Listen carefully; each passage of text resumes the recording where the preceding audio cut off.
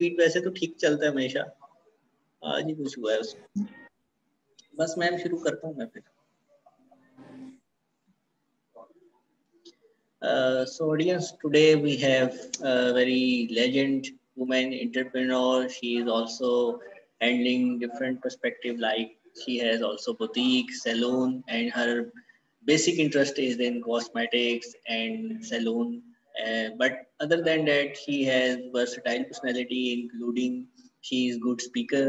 She is also a good trainer, as well as you can say certified practitioner that how to deliver about your women's makeup. But other than that, मैं ये कहूँगा कि जो मेरा इनसे interaction रहा वो ये है कि ये being human she is very calm and humble lady, जो कि हमारे माशरे में आजकल बहुत ज़्यादा कमी है इस चीज़ों की। और मिस मरियम टिकी हमारे साथ हैं, और इनका जो बेसिक प्रोफाइल है वो तो मैंने आपको शेयर किया था ऑडियंस के साथ। अब मैं ये चाहूँगा कि वो खुद हमें बताएं। सबसे पहले तो ये कि वो क्यों उनको ये शौक है, वो मेकअप की तरफ क्यों आई, और उनकी बेसिक उनकी एजुकेशन के हवाले से उनका इंटरेस्ट क्या था, उनके पेरेंट्स ने उनको क्या कहा कि क्या बने, जैसा कि हमारे माशरे में होता है कि आपने डॉक्टर बनना है, इंजीनियर बनना है। तो इस फील्ड में वो आई और फिर कैसे सक्सेसफुल हुई, और अब तक उनके जो लाइफ एक्सपीरियंसेस है बीइंग ह्यूमन क्या रहे। जी मैम। चलिए स्टार्ट करते हैं कि इस प्रोफेशन में मैं कैसे आई। तो सबसे पहले आपको बताती चलूं कि इस प्रोफेशन में आने का रीजन ये था कि मैं चाहती थी कि जो हमारी यूथ है या जो हमारी हाउस वाइफ्स हैं उनको नोहा हो, उनको अवेयरनेस हो कि अपने आप को ग्रूम कैसे रखना है। सिर्फ मेकअप नहीं होता जिंदगी में कि आपको मेकअप करना आना चाहिए, अपने आप को कैरी करना आना चाहिए, अपनी पर्सनालिटी को एनहांस करने आना चाहिए ग्रेस के साथ, ठीक है।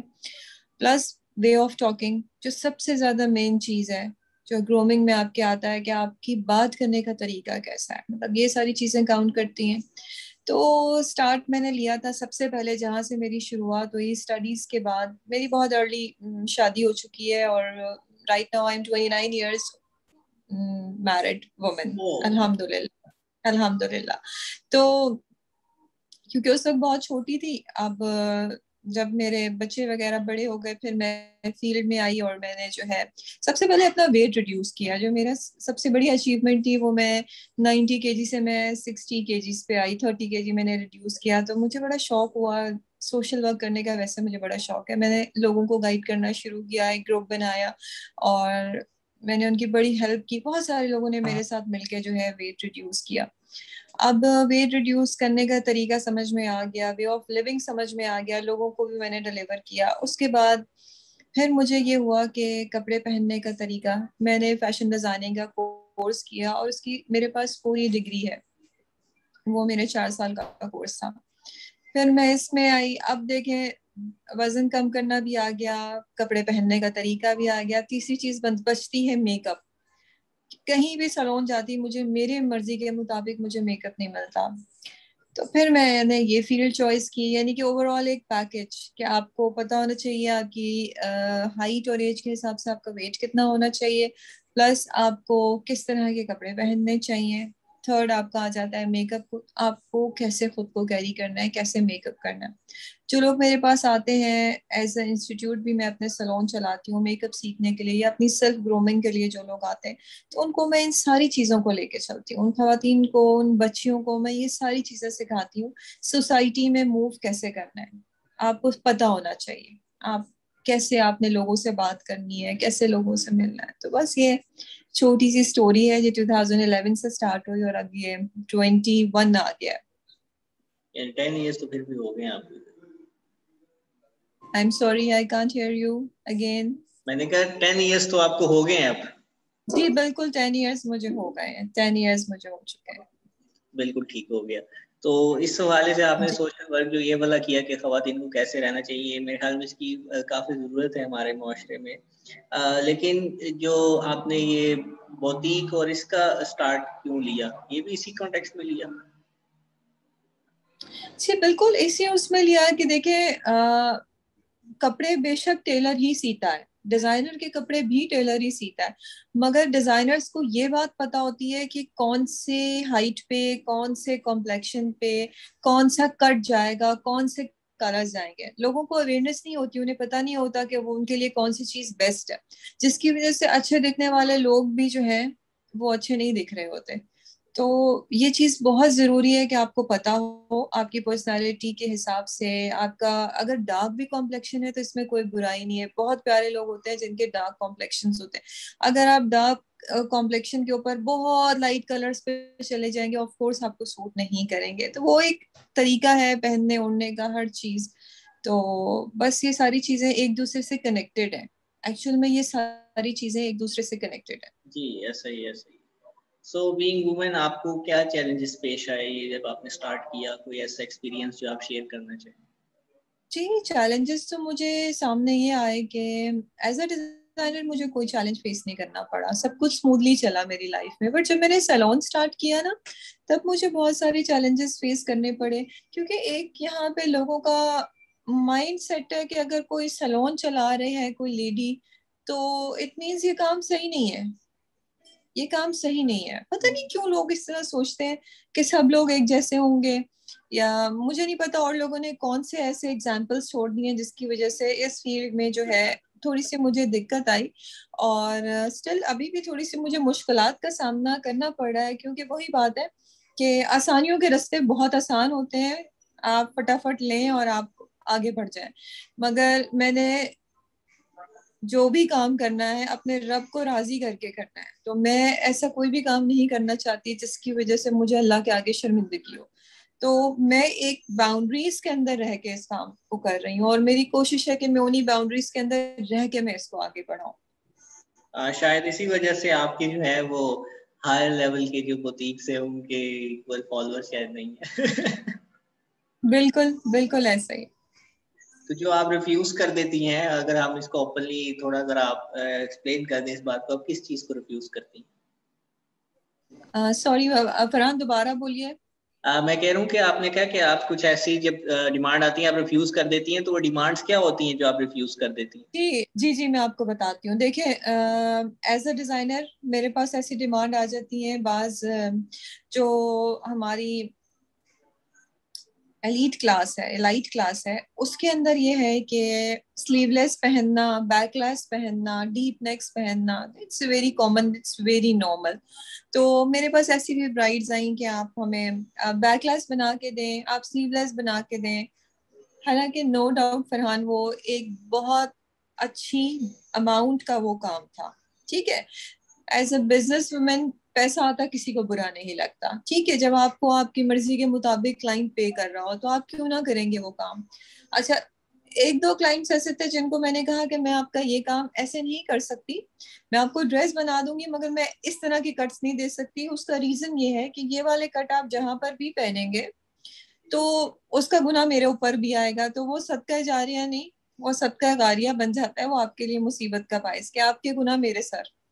तो मैंने कहा मैं ये नहीं कर सकती, आपको अगर किसी और से बनवाना है तो आप किसी और से बनवा रहे हैं। तो एक दो लोग तो मुझसे बहुत इंस्पायर्ड होकर उन्होंने कहा नहीं आप ठीक कह रही हैं, बीइंग अ मुस्लिम हमें ये नहीं करना चाहिए। ठीक है, हम सेल्फ से जो है इम्प्रेस हो जाते हैं और हम चाहते हैं कि ठीक है हम भी उनकी तरह दिखे और ये करें। और एक दो लोग थे वो चले गए, उन्होंने किसी और से बनवा लिया, but it's okay, who care. क्योंकि देखो हर चीज जिंदगी में पैसा नहीं होता कि पैसों के लिए आप सब कुछ कर जाए, नथिंग। पैसा तो हाथ का मैल है, आज है आज कल नहीं है। बट अल्हम्दुलिल्लाह अल्लाह ताला ने मुझे इतना नवाजा है कि ये काम मेरा पैशन है, मेरी जरूरत नहीं है। तो पैशन के लिए ना फिर आप सही गलत को देख के ही चलते हैं, हर चीज पे सही गलत नहीं देखें, और गलत भी है तो आप उसको कहें कि नहीं आगे बढ़ना है, ठीक है। मेरे ख्याल से फिर आपका दिल मुतमईन नहीं रहता। I think it's very deep context that you have highlighted. और आजकल के दौर में स्पेशली मेरा भी ख्याल कोई डिजाइनर इस पे मना करता होगा या इस तरह सोचता होगा। ना सिर्फ मैं इंस्पायर हूँ, डेफिनेटली जब ये ऑडियंस हमारे इस बात को सुनेंगे या जो बिल्कुल डिजाइन कर रहे हैं उनके, तो ये उनके लिए भी ये इंटरेस्टिंग बात होगी। लेकिन आप क्या समझती हैं बीइंग सोसाइटी, आपका चूंकि इंटरेक्शन भी होगा उन उस तरह के ना सिर्फ लोगों से, क्लाइंट्स की बात से, बल्कि जो डिफरेंट डिजाइनर और वो सब लोग हैं, उनको क्या आपने कोशिश की ये पैगाम देने की कि वो भी इस चीज को अवॉइड करें? फरहान देखो, बात ये है, मेरे नजरिए में आप अपने आप को ठीक कर लें, ठीक है। आपके सराउंडिंग में जो है, हो सकता है आपको देख के इंस्पायर्ड होके वो खुद ही ठीक हो जाए, मगर अगर आप किसी को ठीक करने की कोशिश करते हैं ना, तो हमारा माशरा इस चीज को एक्सेप्ट नहीं करता, ठीक है। तो मैं नहीं किसी को ठीक कर सकती, हाँ मैं दुआ कर सकती हूँ कि अल्लाह ताला मुझे भी, इवन मुझे भी, मैं भी गुनहगार इंसान हूँ, सबको हिदायत दें कि वो अपनी चीजें ठीक रखें, क्योंकि कुछ भी कह लो, ये जिंदगी वक्ती है, जी ये बिल्कुल। सब कुछ खत्म हो जाना है, जो असल जिंदगी है वो आखिरत में है। तो वैसे हम, मैं भी गुनहगार हूँ, बहुत सारे काम ऐसे होते हैं जो हम जान के कर रहे होते हैं, बहुत बहुत सारे काम ऐसे होते हैं अनजाने में हो रहे होते हैं, हमें एहसास नहीं होता। अल्लाह ताला हम सबको माफ फरमाए और सीधी राह दिखाए, बस दुआ कर सकते हैं। जी जी, ऐसा ही है। और मैम आपने अपनी अर्ली लाइफ के हवाले से थोड़ा सा बताया, उसको आप क्या समझती हैं कि आपकी जो आपने कहा अर्ली एज में बहुत मैरिज हो गई थी, but you feel that was okay for you? क्योंकि आजकल ये बहुत ज़्यादा कहा जाता है कि जी हमारी ख़वातीन को स्पेशली पाकिस्तान में और हमारे माशरे में कि जी जल्दी शादियाँ कर दी जिसकी वजह से मसाइल आए। और अब दूसरा ट्रेंड भी आ गया दोनों एक्सट्रीम में कि ओवर एज भी हो गई, और फिर उसमें अब एक और ट्रेंड भी आ गया दोनों मेन एंड वुमेन में। लेकिन इन माय एक्सपीरियंस वुमेन में ज़रा ज़्यादा आ गया है कि जी सेल्फ इंडिपेंडेंस हो गए तो आपको किसी की ज़रूरत नहीं है, आप रिश्तों की ज़रूरत नहीं है। ये क्या कॉन्सेप्ट है? नहीं, मेरा अपना पर्सनल जो ओपिनियन है फरहान, वो यही है कि शादियां कम उम्री में ही कर देनी चाहिए, ठीक है।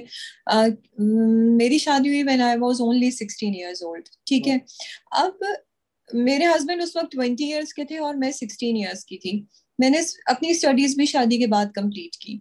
तो हम लोग इतने छोटे थे, और हम दोनों का एंगेजमेंट भी हो गई, फिर 2 साल में 92 में हमारी शादी हो गई। तो हमें बाहर देखने का मौका ही नहीं मिला कि कोई हमारा फ्रेंड हो या हमारा कोई अफेयर हो या कुछ। हम एक दूसरे में ही उलझ गए, और हम एक साथ, हमारा जो बाउंड था अल्हम्दुलिल्लाह वो इतना स्ट्रांग रहा कि हमें किसी की जरूरत ही नहीं महसूस आई। माशा। अब जो उस वक्त, तो पता है उस वक्त तो ना यूट्यूब था, ना सोशल मीडिया था। टीवी लोग देखते थे 9 बजे, वो भी बंद हो जाता था, सो जाते थे। सुबह अर्ली मॉर्निंग उठना, रात को आप हार्डली बहुत भी जाग लिए तो 11 बजे। तो उस वक्त बड़ी सीधी सादी लाइफ थी।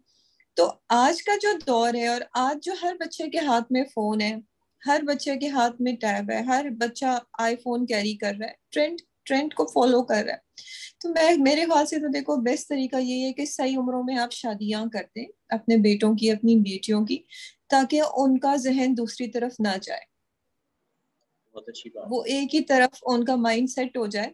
और मैंने देखा है कि जो लोग काफी उम्र में जब बहुत पढ़ लेती हैं, खवातीन भी, लड़कियां भी अगर बहुत पढ़ लेती हैं, और बहुत पढ़ने के बाद जब उनकी शादियां होती हैं, ऐसे केसेस मैंने देखे हैं सामने से, उनके उनके हस्बैंड के साथ अंडरस्टैंडिंग नहीं होती। नहीं हो पाती। क्यों? रीजन यही होता है, वो कहती है आई एम समथिंग, वो कहता है जी जी आई जी, एम समथिंग। ऐसा ही तो है। उसके अंदर, क्योंकि वो फिर वो रीजन क्या होता है कि जब आपकी एक अच्छी मेच्योर्ड एज पे आ जाते हैं ना, तो फिर आपके अंदर जो मोल्डिंग वाला जो पार्ट होता है ना, वो खत्म हो जाता है, बिल्कुल ऐसे वो ही है। चीज खत्म हो जाती है। फिर आप जो है ना हर चीज में जो है, वो कहते हैं कि नहीं नहीं मैं ठीक हूँ, वो कहता है, और ये बहुत बड़ा रीजन है शादियां खत्म होने का। खत्म होने और का। जिस उम्र में हमारी शादी हुई ना, तो हम, हमें उस वक्त यही हमें सिखाया गया, हमारी तरबियत में यही था कि कोई बात नहीं, अगर आपके कुछ मिसहैपनिंग भी आपस में हो गई है, तो आपने खामोश रह जाना है, हम्म, मोल्ड हो जाना है। ऐसा ही है। अगर आप माफी मांगते हैं तो आप छोटे नहीं हो जाते, it's okay fine.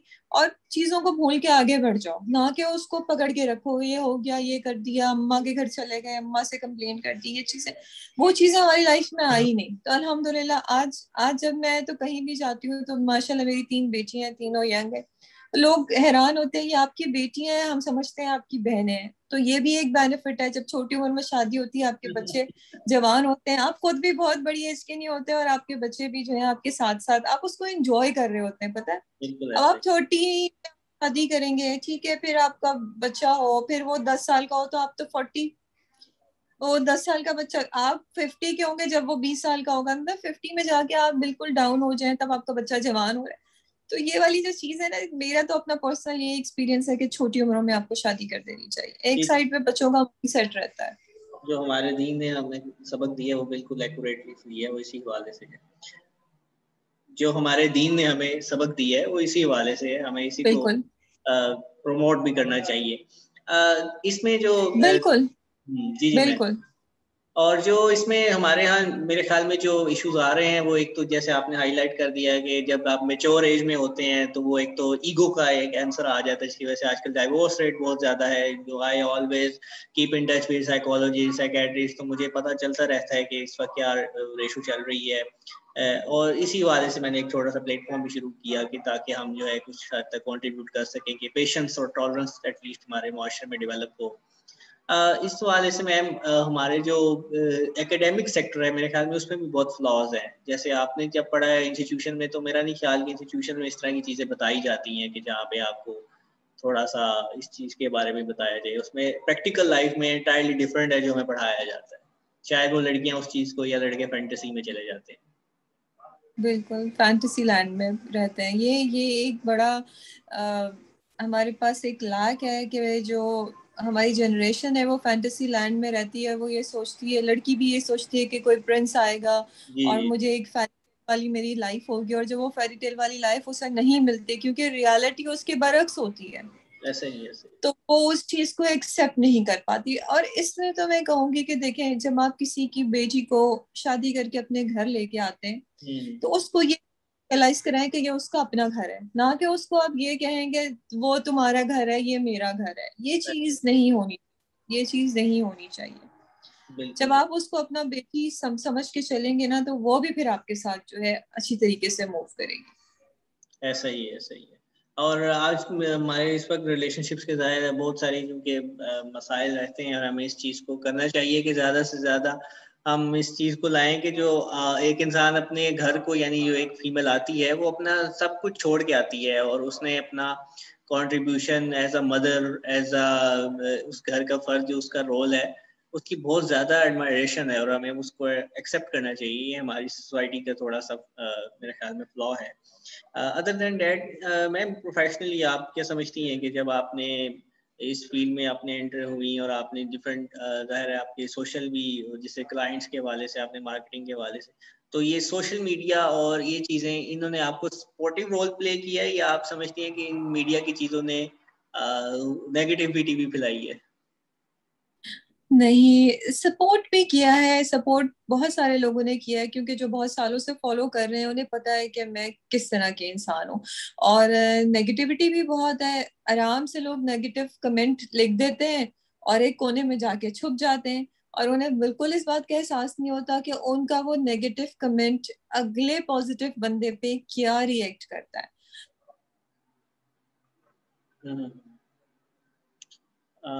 There is an issue ma'am. तो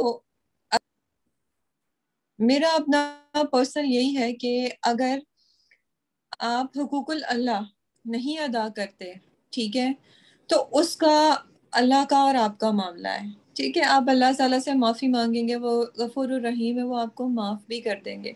मगर अगर हुकूकुल इबाद आप अदा नहीं करते, ठीक है, वैसे ही हमारे इतने कम अमाल हैं, ऊपर से आप किसी की दिल आजारी कर देते हैं एक नेगेटिव कमेंट लिख के। आप जानते नहीं, आपको पता नहीं है, कुछ नहीं पता, ना आपको हालात पता है, ना कंडीशन पता है, ना कुछ नहीं पता, आप नीचे एक कमेंट लिख देते हैं। तो मैं ये समझती हूँ कि देखिए, इस तरह से लोग, अनजान लोगों की दिल आजारी करके अल्लाह के आगे आप कैसे जवाब दोगे जबकि आपने उससे माफी भी ना मांगी।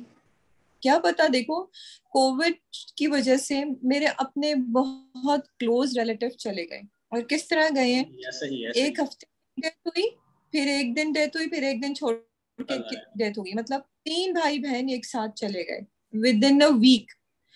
कोविड से गए तीनों। तो ये हमारी जिंदगी है कि आपको पता ही नहीं होता कि आपने कब चले जाना है। सही बात। एक पल का, अगला पल हम सांस लेंगे नहीं लेंगे। तो इस कंडीशन के अंदर आप किसी के साथ ऐसे कैसे कर सकते हैं। सही बात। आप अपने रहे से अमाल भी खत्म करते हैं। अभी मैंने उसका हिना अशफाक, जानते होंगे आप भी, हिना अशफाक एक मशहूर मॉडल सेलिब्रिटी हैं, उनका मेकअप किया मैंने। अब उनका मेकअप जो है, वो लोग मुझे जानते हैं, वो बड़े बड़े पेजेस, उन्होंने ना मेरी एक वीडियो उठा के लगा दी। उसमें एक मेरे पास फिक्सर है, मेकअप फिक्सर, वो मैं स्प्रे कर रही हूँ, उसने वो वीडियो लगा दी। और नीचे जो लोगों ने बैशिंग करनी, पेंट कर रही है, मतलब लिटरली ऐसी लैंग्वेज, पेंट कर रही है, गाड़ी पेंट कर, मतलब इतने बेतुके घटिया कमेंट्स। नहीं तो नेगेटिव 15 से 20 कमेंट थे। हालांकि उसके अंदर वाटर बेस्ड फिक्सर था, पेंट तो कुछ था ही नहीं। मगर आपको पता ही नहीं है कि मैं कर क्या रही हूँ, आपको ना लेटेस्ट टेक्निक के बारे में पता है, आपको ये मतलब आप ऐसे ही आप बोलना शुरू कर देंगे बिना किसी नॉलेज के। तो ये सोशल मीडिया के अंदर जब आप आ जाते हैं ना, फिर आपको हर तरीके से तैयार रहना चाहिए कि पॉजिटिविटी भी मिलेगी और नेगेटिविटी भी मिलेगी, दोनों साइड आपको सुनना। ऐसा ही, ऐसा ही। सो ये जो हमारे इनकी आपने जैसे बात की कि हमारे वह लास्ट में सेशन भी इसी पे था, क्रिटिसिज्म के ऊपर ही था कि जो हमें लोग डिस्करेज या इस तरह के कमेंट्स कर देते हैं। इस पे दूसरा जो पर्सपेक्टिव है वो ये है कि जो आप सीखते हैं अदर देन डैट, वो ये है कि शायद हमारे यहाँ उस तरह की अभी आंगी नहीं हुई लोगों में कि वो उस चीज़ को अंडरस्टैंड कर सकें कि जो मीडिया पे चीज़ दिखाई जा रही है एक्चुअली रियली द पर्सन और द टेक्निक या जो भी हम उसको प्रेजेंट कर रहे हैं उसके पीछे बहुत सारी ऐसी चीज़ें मौजूद हैं जिसका उनको इल्म ही नहीं है। लेकिन ये इसका दूसरा वर्चुअल हमारे एनवायरनमेंट का ये फ्लॉ भी है कि हम वहाँ पे सिर्फ जो दिखा रहे हैं बस वही नज़र आ रहा है।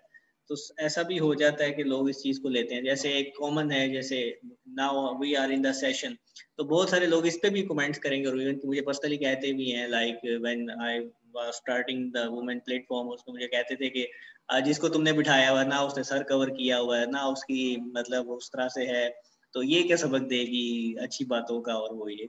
तो दीज आर द थिंग जिसको मेरे लिए भी उस टाइम बहुत मुश्किल होता था कि मैं कैसे इस चीज को करूं। बट इसमें यही है कि जो पॉजिटिव हैं उन्होंने बहुत इनकरेज भी किया है कि उनका मकसद बात सुनना था, उनका ये नहीं था कि स्पीकर ने खुद क्या पहना हुआ है। बिल्कुल। देखिए फरहान, एक चीज ये होती है, किसी के भी ज़ाहिरी हुलिये से आप उसको जज ना करें, जी जी जी। ठीक है? कि आप किसी को भी ये ज़ाहिरी हुलिया देखें, उसने सर पे दुपट्टा नहीं पहना तो चाहे वो नमाज भी नहीं पढ़ती होंगी, ठीक है, और रोजा नहीं रखती होंगी, उन्होंने हज नहीं किए होंगे, हाँ यूरोप फिरा होगा, मदीना नहीं देखा होगा, मतलब आप किसी को जज नहीं कर सकते। देखिए, आपका जो प्रोफेशन होता है ना, आप उसको प्रेजेंट करते हैं, ठीक है?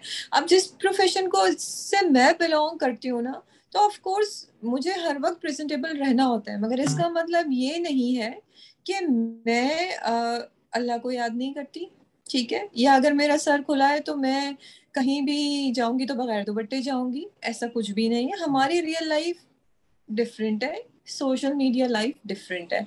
तो इस तरह से, और सबसे बड़ी बात, जो मेरे अमाल है उसका जवाब तो मैंने देना है, किसी और ने नहीं देना, किसी भी और ने नहीं देना। तो बस अल्लाह ताला उनको भी हिदायत दे जो नेगेटिव बोलते हैं, अल्लाह ताला मुझे भी हिदायत दे कि मैं भी अच्छा शरी पर्दे में आ जाऊँ। मेरी भी ख्वाहिश है, मैं भी रब से दुआ मांगती हूँ कि ऐसा हो जाए कि मैं शरी पर्दे में आ जाऊँ।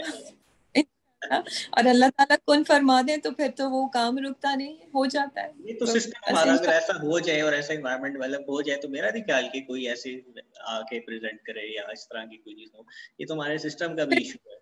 देखिए, जब आप शरीयत पे आते हैं ना, तो फिर तो मैं आपके सामने कैमरे में भी नहीं बैठूं, जी जी जी ठीक जी है? जब बात फिर, तो बताएं, आप मुझे बताएं, टैलेंटेड लोग अपनी बात आगे कैसे पहुंचाएंगे, कैसे बताएंगे, जी ठीक है? ऐसा ही। आप बताएंगे अपनी जिंदगी के एक्सपीरियंस, दूसरों को मोटिवेशन आप कैसे देंगे? क्योंकि ऐसा ही। मैं बहुत स्ट्रगल करके मैं यहाँ तक आई। मेरे मुंह में कोई गोल्ड स्पून लेके मैं पैदा नहीं हुई, मैं बहुत स्ट्रगल करके मैं यहाँ आज अल्हम्दुलिल्लाह मैं कहीं स्टैंड करती हूँ। रब का शुक्र और एहसान है, इसमें मेरी कोई काबिलियत नहीं है, ये सब कुछ मुझे अल्लाह ताला ने दिया है, ये मेरा अपना कोई उसमें वो नहीं है कि मैं ये कहूँ कि आई एम समथिंग। तो अब करने दें जिसको जो जज करना है, हम कुछ नहीं कर सकते। खैर, तो आपके फैमिली के हवाले से आप रिस्ट्रिक्शन नहीं थी ये सोशल ये वाला सारा काम करने पे? एक्चुअली मेरे हस्बैंड अल्हम्दुलिल्लाह ही इज वेरी सपोर्टिंग। हर जगह उन्होंने मुझे सपोर्ट किया है, उन्होंने हर जगह मुझे परमिशन दी है। अच्छा, सारे जो जो कपड़े मैं पहनती हूँ, मेरे हस्बैंड मुझे खुद शॉपिंग करवाते हैं, तो उनकी तरफ से मुझे कोई रिस्ट्रिक्शंस नहीं है। रीजन वही आ जाता है कि फरहान, मैंने 29 ईयर्स मेरी शादी को और 2 साल मेरी एंगेजमेंट रही, यानी कि 31 ईयर से एक इंसान आपको जानता है, उसको पता है कि उसका लाइफ पार्टनर सिंसियर है, लॉयल है, उसको पता है कि मैं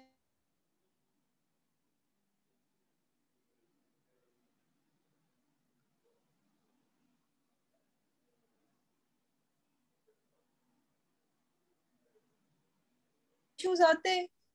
फैमिली तो आपको कभी भी खुश नहीं देख सकती, आप वो तो उनको तो प्रॉब्लम्स होती हैं, वो तो हर कोई बात करता है। अब देखो, आप मारने वाले का हाथ पकड़ सकते हैं, बोलने वाले की जबान नहीं पकड़ सकते। Yes. तो मैं कहती हूँ कि अगर आप मुझ पे उठाते हैं तो फिर अपनी चीजें भी ठीक कर लें, अपनी चीजें ठीक कर लें। अगर आप मुझ पे उंगली तो जब आप अपनी चीजें ठीक कर लेंगे तो आपको राइट है। देखिए ना, जब आप एक उंगली उठाते हैं तो बाकी 3 आपकी तरफ भी तो होती हैं। जब आप दूसरे पे एक उंगली उठाते हैं तो बाकी 3 आपकी तरफ भी होती हैं। तो ऐसे आप किसी को फिंगर पॉइंट करें तो बेहतर है कि ना करें, ना करें। मैं नहीं करती किसी को जज, मैं नहीं करती, मुझे मेरे पास टाइम ही नहीं होता। कोई मुझे बुरा कह रहा है जी, कहने तो कोई Hmm. बात नहीं, हो गया। So वो that's समझते real success, that you do not care about the people comment. I am sorry, आवाज नहीं आ रही बिल्कुल। That's your real success, that you do not bother about the people comment. बिल्कुल बिल्कुल, ये है सक्सेस की।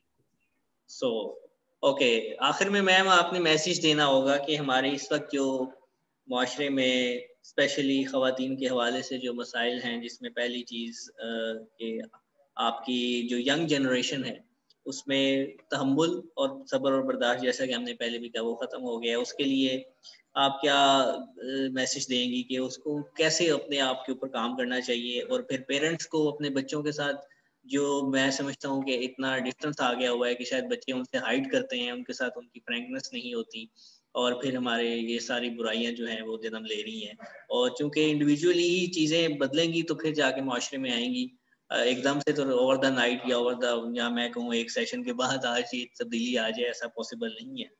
सो उस बिल्कुल। हवाले से व्हाट यू फील, आपने एंड पे ये मैसेज प्लीज क्लोज कर। फरहान, मेरा ये मैसेज है कि देखें, बीइंग ए बिजनेस, ठीक है, मैं सुबह निकलती हूँ, अपने बच्चों से मिलकर निकलती हूँ, शाम में जब मैं घर जाती हूँ मैं क्वालिटी टाइम उन्हें देती हूँ, उनकी बातें सुनती हूँ, उन्हें सही गलत बताती हूँ। और मैं तुम्हें बताऊँ कि अगर मैं आज से 20 साल पहले ये काम शुरू करती तो शायद मैं और ज्यादा सक्सेसफुल होती। ठीक है, मैंने पहले अपने बच्चों को बड़ा किया, उन्हें क्वालिटी टाइम दिया, जब वो इस काबिल हो गए, उन्होंने अपने आप को संभाल लिया, उसके बाद मैंने घर से कदम बाहर निकाला। ठीक है, अब माशाल्लाह वो मैच्योर है, समझदार है, अपनी चीजें मुझसे शेयर करते हैं, वो मुझसे एज ए फ्रेंड हर बात शेयर करते हैं।